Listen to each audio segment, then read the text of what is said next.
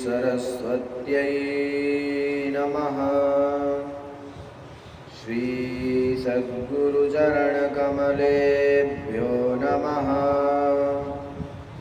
तद्विष्णोः परमं पदं सदा पश्यन्ति सूरयः दिवीव चक्षुराततम्। आपदामपहर्तारं दातारं सर्वसम्पदां लोकाभिरामं श्रीरामं भूयो भूयो नमाम्यहम्। भर्जनं भवबीजानामर्जनं सुखसम्पदां तर्जनं यमदूतानां श्रीराम रामेति गर्जनम्। प्रह्लाद नारद पराशर पुण्डरीक व्यासाम्बरीश शुक शौनक भीष्मदाल्म्यान् रुक्माङ्गदार्जुन वसिष्ठ विभीषणादीन् पुण्यानिमान् परमभागवतान् स्मरामि। ध्येयं सदा परिभवग्नमभीष्टदोहम् तीर्थास्पदं शिवविरिञ्चिनुतं शरण्यं भृत्यार्तिहं प्रणतपालभवाब्धिपोतम् वन्दे महापुरुष ते चरणारविन्दम्। अखण्डमण्डलाकारं व्याप्तं येन चराचरं तत्पदं दर्शितं येन तस्मै श्रीगुरवे नमः। सर्वप्रथम हम सभी उस परमपिता परमात्मा अकारण करुणा वरुणालय हम सभी के हृदयस्थ उस परमपिता परमात्मा को बारंबार प्रणाम करते हुए सद्गुरुदेव भगवान को हम सभी नमन करते हैं। यहाँ उपस्थित गुरु जी को बारंबार प्रणाम है। समुपस्थित आप सभी मेरे धर्म प्रशिक्षु सहपाठी आप सभी के हृदयस्थ विराजमान उस परमपिता परमात्मा को हम प्रणाम करते हैं। यह श्रीमद् भागवत महापुराण जिसका हम सभी श्रवण करेंगे, जिसके लिए कहा गया यस्मिन् पारमहंसमेकममलं ज्ञानं परम गीयते, वह परम ज्ञान, ऐसा ज्ञान जो हमें उस मोक्ष की प्राप्ति कराता है, उसका श्रवण करेंगे। आइए उससे पूर्व हम सभी भगवान नाम स्मरण करके अपने मन को पवित्र करते हैं, अपने मन को उन परमपिता परमात्मा के चरणों में लगाते हैं।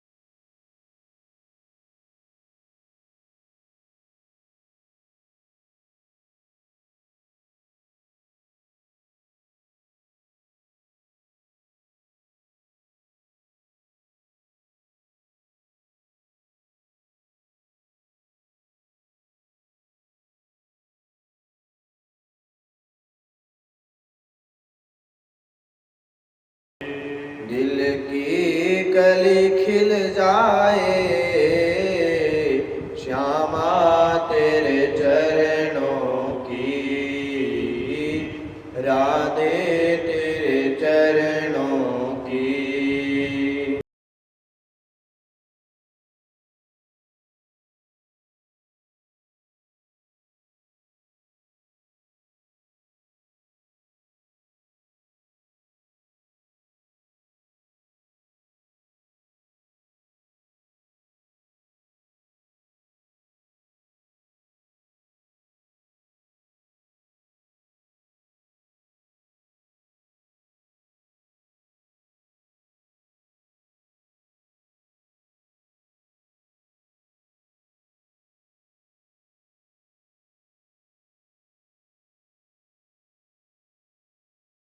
समझाऊं उतना ही मचल जाए,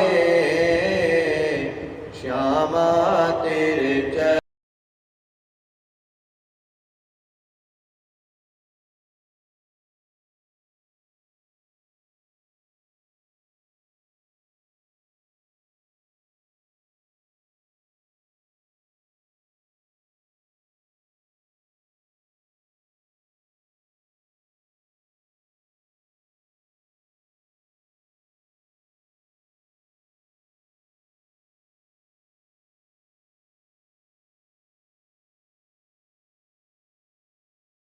चरणों की।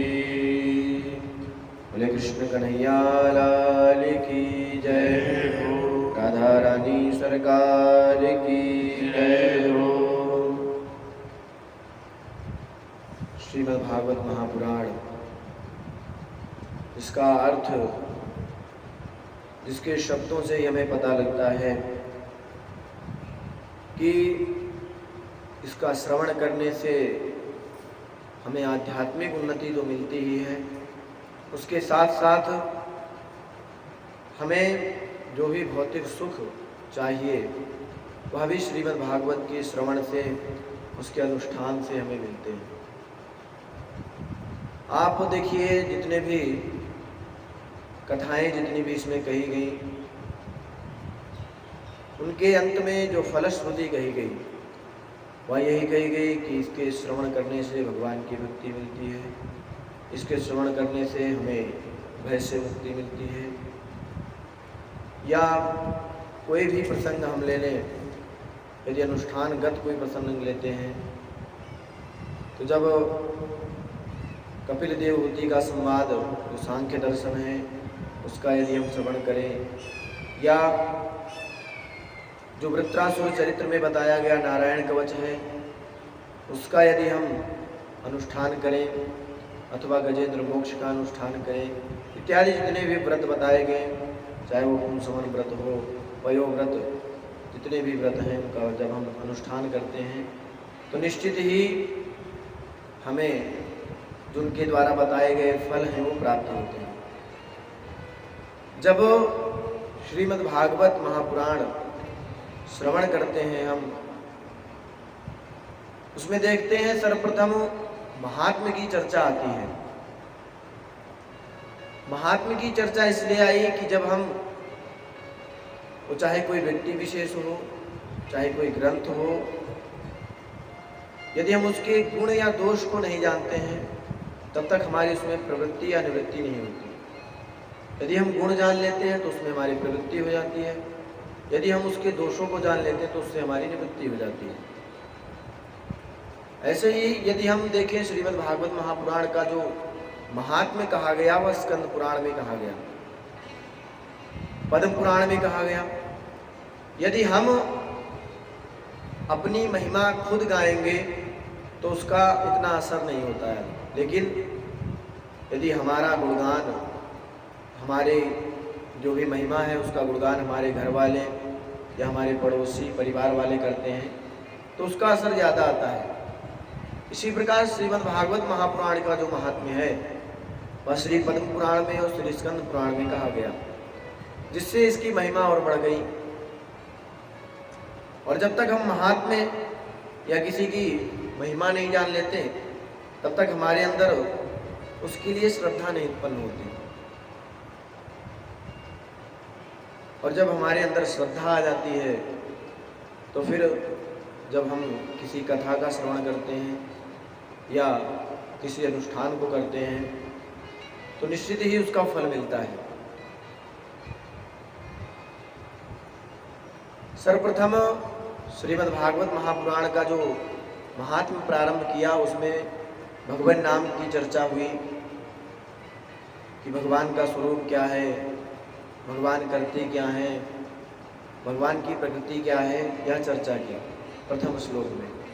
सच्चिदानंद रूपाय विश्वोत्पत्त्यादि हेतवे तापत्रय विनाशाय श्री कृष्णाय वयं नुमः।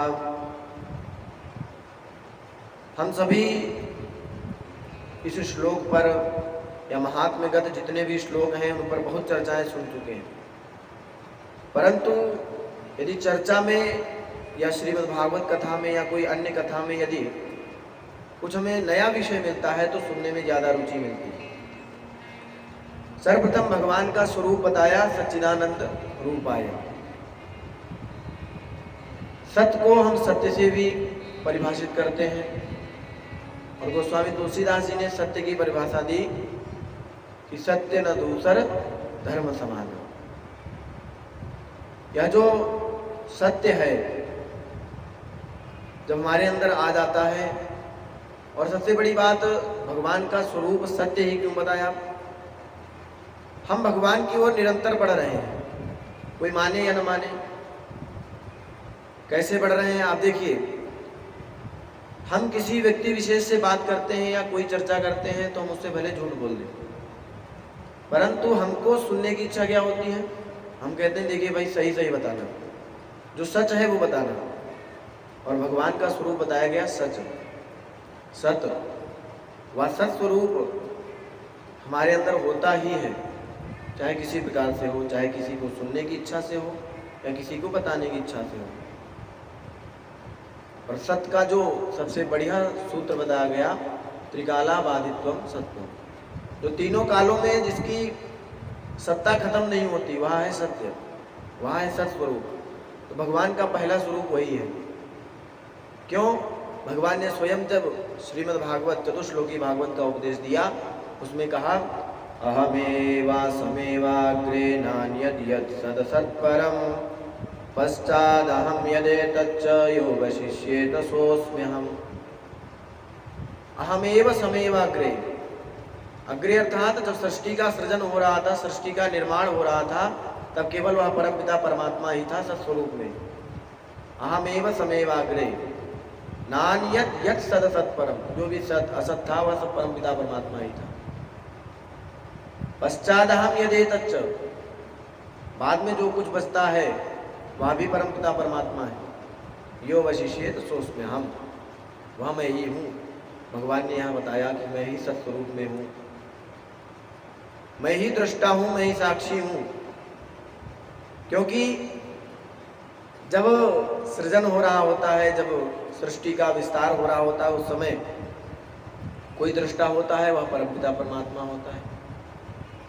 यदि संसार का पालन हो रहा होता है, बीच में पोषण हो रहा होता है, उसका भी दृष्टा केवल परमपिता परमात्मा है। हम अहंकारवश मिथ्यावश ये मान लेते हैं कि हम देख रहे हैं, और जब अंत में संहार हो रहा होता है तब एक वहाँ परमपिता परमात्मा ही बचता है। दूसरा बताया चित्त स्वरूप, ज्ञान स्वरूप, चैतन्यावस्था, वह परमपिता परमात्मा का स्वरूप है।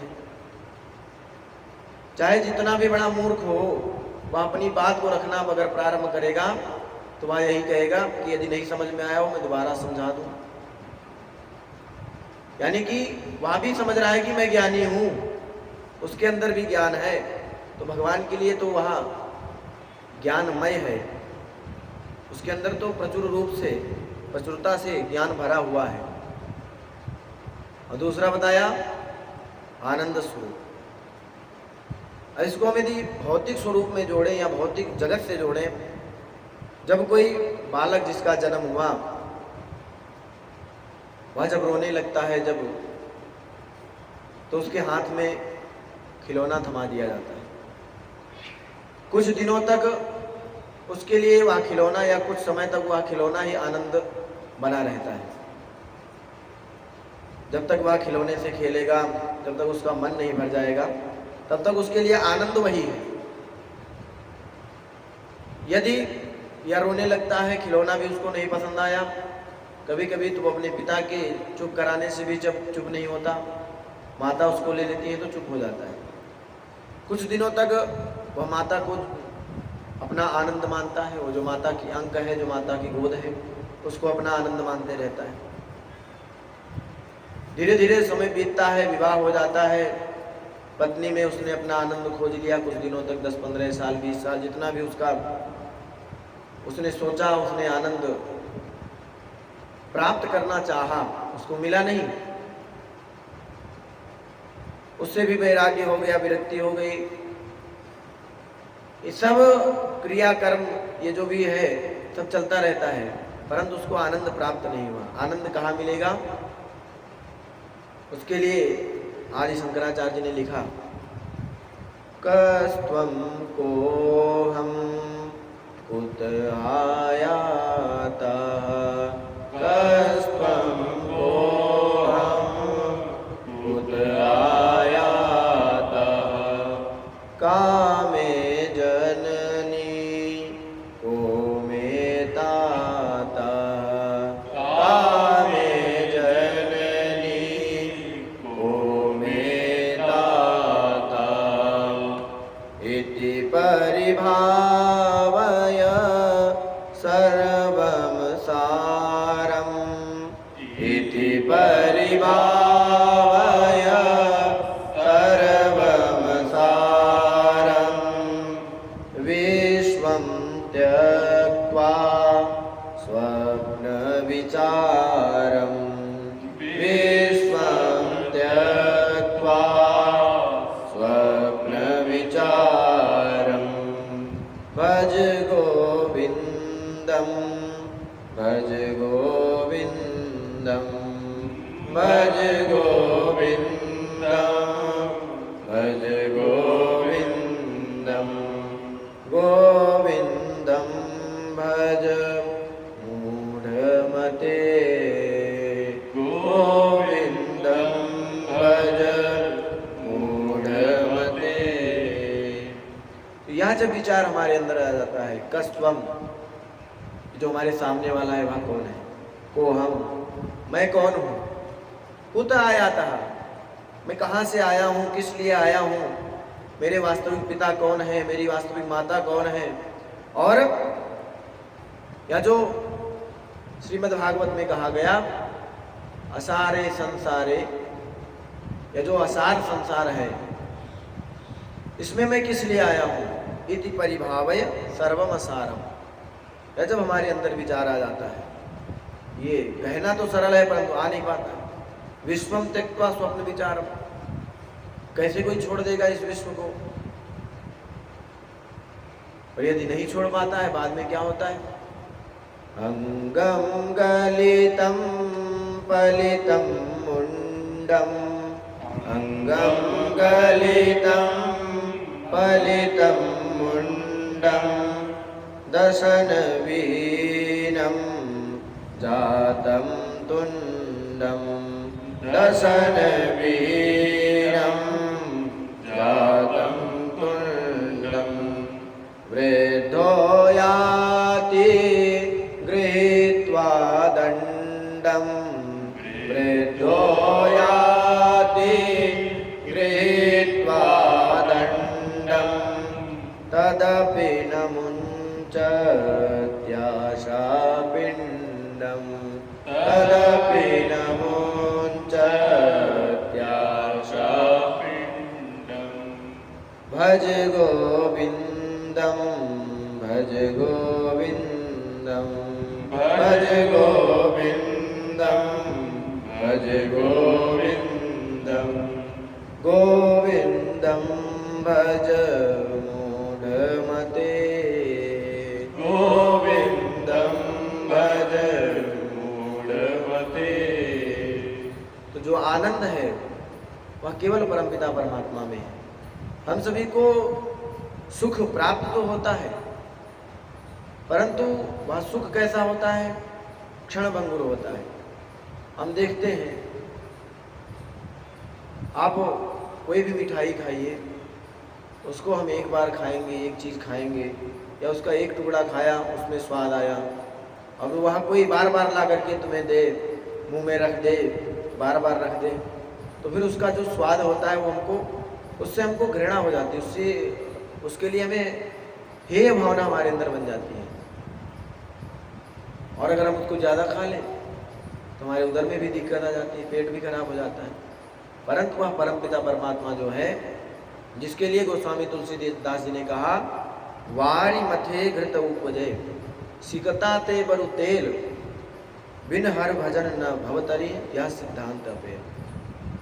हो सकता है कोई ऐसा विज्ञान बन जाए, कोई ऐसा वैज्ञानिक आ जाए कि जल को मथ करके उसमें से घी निकाल दे, या ऐसा कोई आ जाए सरसों की जगह कोई जो बालू होती है उसको मथ करके उससे तेल निकाल दे, परंतु बिनु हरि भजन न भवतरी, ये सिद्धांत अपेल। गोस्वामी तुलसीदास जी ने ताल ठोक कर कह दिया कि यह सिद्धांत कोई काट नहीं सकता, बिना हरि भजन के हम भव सागर से तर नहीं सकते। वह आनंद स्वरूप, वह परमपिता परमात्मा ही है। अब कई सारे जो लोग हैं कुतर्क कर देते हैं कि वह परमपिता परमात्मा आनंद स्वरूप है, सच्चित स्वरूप है। अब हम यहाँ कैसे विश्वास करें कि वह ही जो आगे कहा गया विश्वोत्पत्ति आदि है, तभी कैसे पालन करता है, कैसे पोषण करता है, कैसे संहार कर देता है। महाराज श्री एक कथानक बना करके बताते हैं। अभी हम लोग वहाँ गए थे भूमि पूजन में, वहाँ पर सुनाया कि जब एक बच्चे का या एक संतान का जन्म हुआ तो उसकी जब उस परमपिता परमात्मा प्रभु से जब बात हुई तो उसने कहा कि आप भेज तो रहे हैं, वहाँ पर मैं अनजान हूँ, वहाँ जा कर के मैं क्या करूँगा, कौन मेरा पालन करेगा।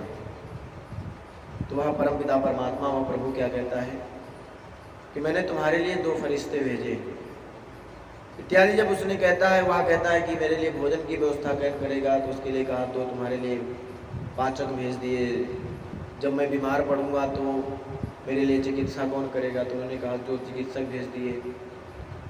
जब वह अंततोगत्वा जीव भगवान से पुनः प्रश्न करता है कि जब आप एक एक व्यक्ति के लिए, एक एक जीव के लिए 2-2 इतने लोग भेजेंगे, तब तो बहुत ज़्यादा संतान या बहुत ज़्यादा आपको उत्पत्ति करनी पड़ेगी। तो फिर भगवान ने कहा कि वह जो 2 हैं वह केवल माता पिता ही हैं, उनके अंदर ही सब कुछ है। इसी प्रकार जो माता पिता हैं, जब हमें पालित या जब हमारा जन्म कर देते हैं, जब हम जन्म लेते हैं, तो माता पिता का जन्म लेने तक ही अधिकार नहीं रहता, वो जन्म देने के बाद पालन भी करते हैं, हमको पढ़ाते भी हैं, हमारी शिक्षा भी देखते हैं, और तो और यदि किसी चीज़ की कमी होती है वो माता पिता देखते हैं। भगवान के लिए जो कहा गया विश्वोत्पत्ति आदि है, तबे आप एक प्रसंग उठा करके देखिए। जब महाभारत या बिल्कुल द्वापर का अंत आ गया, वहां पर जब भगवान को यह बताया गया अंतर वही पुरुष काल रूपई, जिस प्रकार वन में बांस रगड़ करके या कोई चंदन में या चंदन जब रगड़ते हैं आपस में, उससे अग्नि उत्पन्न होकर के पूरा वन नष्ट हो जाता है, उसी प्रकार परमपिता परमात्मा पालन भी करते हैं, हमारा पोषण भी वही करते हैं, और हमारा जब संहार करना होता है, जब हम वृद्ध हो जाते हैं, हमारी आयु पूरी हो जाती है, तब वह रुद्र स्वरूप में आकर के हमारा संहार करते हैं। जब सभी का संहार हो गया, महाभारत का युद्ध अंत हो गया, द्वापर में केवल यादव वंश बचा हुआ था। उस समय केवल ऋषि मुनि बचे हुए थे, ऋषि मुनि को पिंडारक क्षेत्र में भेज दिया। सांब के द्वारा वह षड्यंत्र रचा गया, सांब ने सभी ऋषि मुनियों का अपमान किया, वह जो झूठ मूठ का गर्भ बना करके ले गए थे, और फिर उन्होंने ऋषियों ने श्राप दे दिया उनको कि यह जो तुम हमारी परीक्षा लेने आए हो, इससे कोई संतान नहीं उत्पन्न होगी, अभी इससे मूसल उत्पन्न होगा, जिससे तुम्हारे वंश का नाश हो जाएगा। ऐसा भगवान की लीला ही थी। तो इस प्रकार भगवान ने यादव वंशों का या जो भी जितने भी जीवधारी हैं वहां पर कहा गया विश्व की उत्पत्ति के हेतु है, विश्व के पालन के हेतु है और विश्व के संहार के हेतु है। अब यह प्रश्न भी उठता है कि भगवान यदि सबका पालन करते हैं, सबका पोषण करते हैं, सबका संहार कर देते हैं, तो जो भक्त हैं उनके लिए क्या व्यवस्था है या उनको क्या देते हैं? एक पिता की कई संतानें होती हैं, उनको सामान्य स्थिति में तो बराबर हिस्सा मिलता है, चाहे वो धन का हो, पैसे का हो, किसी का जमीन का हो, घर का हो, सामान्य स्थिति में सबको बराबर का बंटवारा मिलता है। परंतु जो अपने माता पिता की सेवा करता है उसको क्या मिलता है? उनका आशीर्वाद मिलता है, उनके द्वारा दिए हुए संस्कार उसी को मिलते हैं। और जो माता पिता का जो आशीर्वाद जिसको प्राप्त होता है उसके पास जो संपत्ति होती है वह टिकती है, और जिसने माता पिता की सेवा नहीं की यदि उसको वह संपत्ति मिली तो वह टिकती नहीं है। तो भगवान सच्चित आनंद स्वरूप है, विश्व के उत्पत्ति पालन संहार के हेतु है। और जो तीसरा कहा तापत्रय विनाशाय, जो तीनों तापों को नष्ट करने वाले हैं। गोस्वामी तुलसीदास जी ने कहा दैहिक दैविक भौतिक तापा, दैहिक दैविक भौतिक तापा, राम राज का हुई नहीं व्यापा, राम राज का हुई नहीं व्यापा, श्री राम जय राम जय जय राम, श्री राम जय राम जय जय राम। ये जो तीनों तापों को नाश करने वाले हैं। और रामराज कौन है? रामराज क्या है? हम उस परमपिता परमात्मा की सत्ता को स्वीकार कर लें कि जो भी हमारा हो रहा है या जो भी हमारे साथ हुआ है या जो भी होगा वह परमपिता परमात्मा की असीम अनुकंपा से हो रहा है, और तभी हमारा कल्याण निश्चित है। जो तीनों ताप हैं, दैहिक दैविक भौतिक, इनका नाश यदि कोई कर सकता है वह ईश्वर ही है। और जब हम ये तीनों स्वरूप जिन परमपिता परमात्मा के बताए गए उनका ध्यान कर लेते हैं, उनका स्मरण कर लेते हैं, भगवान के नाम का उनका जब हम आलंबन लेते हैं, तो जब आगे चल करके सुखदेव जी ने स्तुति की वहाँ पर यही कहा तपस्विनो दानपरा यशस्विनो मनस्विनो मंत्रविदस्तु मंगलः क्षेमं न विन्दन्ति विना यदर्पणम् तस्मै सुभद्रश्रवसे नमो नमः।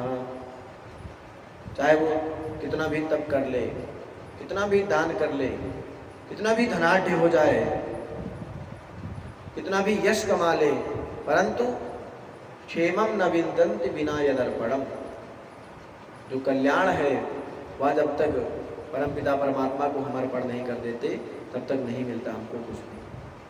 जब हम उसका स्मरण करते हैं तब हमारा जो कल्याण है उसकी सिद्धि हो जाती है, हमको उस क्षम की प्राप्ति होती है, उस क्षेम की प्राप्ति होती है। और हम देखते हैं कि यह जो श्रीमद् भागवत महापुराण का जो विषय रखा वेदव्यास जी ने, वह इतना विशद है जिसका हम यदि कितने भी महीनों, कितने भी सालों साल हम एक विषय को लेकर के बैठे रहें तो उसकी चर्चा या इसकी कथा का समापन नहीं हो सकता। आप देखिए जब परीक्षित जी महाराज को सुखदेव जी कथा सुना रहे हैं तो वहाँ कहीं कहीं तो वर्णन आता है कि परीक्षित जी और सुखदेव जी एक आसन पर बैठ गए, उसके बाद 7 दिन तक लगातार उठे ही नहीं। तब जाकर के अंत में इस श्रीमद् भागवत का जो सार था वो जाकर के सुखदेव जी ने भगवान की जो लीला थी महाराज परीक्षित को सुनाया। और महात्म्य की जो चर्चा की, यहाँ जब हम श्रवण करते हैं तो हमारे अंदर वह विश्वास उत्पन्न होता है, जिससे हम इसको श्रवण करते हुए हम उस परमपिता परमात्मा के नाम का, उस परमपिता परमात्मा की जो लीलाएं हैं उनमें हमारी रुचि उत्पन्न हो जाती है। यह जो श्लोक कहा, सच्चिदानंद रूपाय विश्वोत्पत्त्यादि है तवे तापत्रय विनाशाय श्री कृष्णाय वयम नमः। ऐसे हम भगवान श्री कृष्ण को नमन करते हैं। कई जो ऋषि, कई महात्मा, इनमें जो इसमें श्री का जो व्युत्पत्ति करते हैं वो कहते हैं श्री सहिताय कृष्णाय वयम नमः। हम उन भगवान श्री कृष्ण की जो शक्ति है उनके साथ हम उस परमपिता परमात्मा को प्रणाम करते हैं, क्योंकि हम अपने जीवन में देखें, जो चीज़ हम अपनी माता से नहीं, जो हम अपने पिता से नहीं कह पाते, वह हम अपनी माता को बता सकते हैं, उनसे कह सकते हैं, जिससे वह फिर हम अपने पिता को अपनी माता के द्वारा बतवा सकते हैं या बतला सकते हैं। तो इसलिए कई महात्माओं ने, कई ऋषियों ने इस पर विचार किया और कहा कि जो भगवान की शक्ति है, ऐसी राधा जी के साथ में भगवान को हम प्रणाम करते हैं। तो वह जो भगवान का स्वरूप है, सच्चिदानंद स्वरूप, जो भगवान विश्व की उत्पत्ति, पालन और संहार के करता हैं, और जो हमारे तीनों तापों को नष्ट करने वाले हैं, उन परमपिता परमात्मा को प्रणाम। और इसमें सभी चीज़ें भगवान की बता दी गई, फिर भी भगवान क्यों, या भगवान अपने आप को कर्ता मानते हैं। एक बैलगाड़ी जा रही थी, चलती जा रही, उसके नीचे एक कुत्ता आ गया। अब वो कुत्ते को मिथ्याभिमान क्या हो गया, वो चल रहा है, बैलगाड़ी भी चल रही है, उसको अभिमान ये हो गया कि ये बैलगाड़ी मेरे ऊपर चल रही है, या मैं इसको वाहन कर रहा हूँ, इसको लेके जा रहा हूँ। वो रुका, बैलगाड़ी आगे निकल गई। इसी प्रकार हमारा भी अभिमान होता है कि भगवान जो कुछ भी शुल्क, बिना शुल्क लिए हमको सब कुछ प्राप्त करवा रहे हैं। आप देखिए, हम अगर ऑक्सीजन का, आप अभी कोरोना काल में देखें, ऑक्सीजन खरीदने के लिए कितने पैसे हमको देने पड़ते थे, कितना चुकाना पड़ता था, परंतु भगवान के द्वारा वह ऑक्सीजन हमें निःशुल्क मिल रही है। यदि हम कोई गैस खरीदते हैं, या जैसे हम देखते हैं जो जिस पर भोजन बनता है एलपीजी गैस, उसी को खरीदते हैं तो उसके लिए हमें पैसा देना पड़ता है। वह बनाई प्रकृति से गई है, परंतु उसको बनाने में जो लगाए गए संयंत्र हैं, उनको बनाने में लगाया गया जो दिमाग है, उनको बनाने में लगाई गई जो मेहनत है, उसके पैसे पड़ रहे हैं।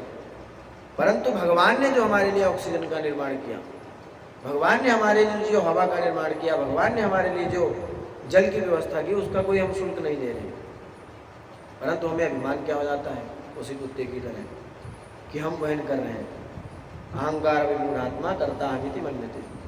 हम मूढ़ हो जाते हैं, अहंकार हमारे अंदर, अहंकार बस ये मान लेते हैं कि हम करता है, परंतु करने वाला वह केवल एक ही है, परमपिता परमात्मा। और उसका नाम स्मरण जब हम करते हैं, आप देखिए, जब केनोपनिषद का प्रारंभ हुआ, वहां पर एक युद्ध हो रहा था, देवासुर संग्राम।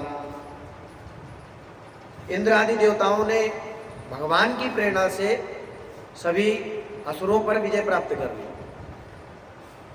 और फिर बाद में क्या सोचा उन्होंने,